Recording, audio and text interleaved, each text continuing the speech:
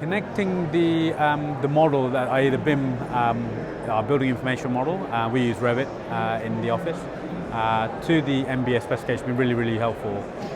Over the last couple of years, we worked on a couple of projects for the same contractor client, and they really commented on the fact that they were finding it difficult for their billing team to associate the specification, which is typically issued as a PDF, with the PDF drawings. So by using MBS Chorus, we're able to now tag the specification directly to each product and systems within the wall build-up, for example. And that's had a huge impact on the billing team and therefore the pricing team for the project. In terms of how the specification develops within the project, I think our ideal scenario is that everyone working on the scheme is embedding or starting to write the specification as such from quite an early stage, so stage 2, 3, as we build up to planning. Typically, I think everyone writes it near the end, or has been writing it at the end, and that's also caused a bit of problems, and that means that there's a disconnect between the design and the specification. So we are keen to make sure that the senior members of the team working on it are also writing the specification at the same time, but very much starting from an elements basis. So what are the external walls? What are the floors? What are the walls? So starting from a glossary to then start to develop and make sure we don't miss anything as we develop the project in more detail.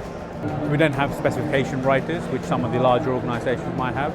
We do like to give the ownership or the responsibility to the younger teams, but obviously there is a safety net of the senior team who've been there for longer and are able to kind of guide them. So the ability for the younger team, especially the way that we work, because everyone's using the building information modelling tools, they are not devoid from the specification anymore, especially when we're now linking them to the output, i.e. as I mentioned, glossaries and stuff in tender stage. So we really do want to make sure that the team that are developing the packages are also helping to write at least the outline elements of the specification, because they've had the more detailed conversation with suppliers, for example, during that process.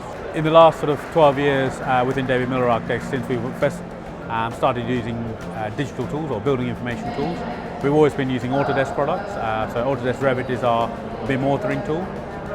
Beyond that, we've always been using MBS products, so MBS Create and now MBS Chorus. And really, that makes absolute sense for us because of the ability to link the two together.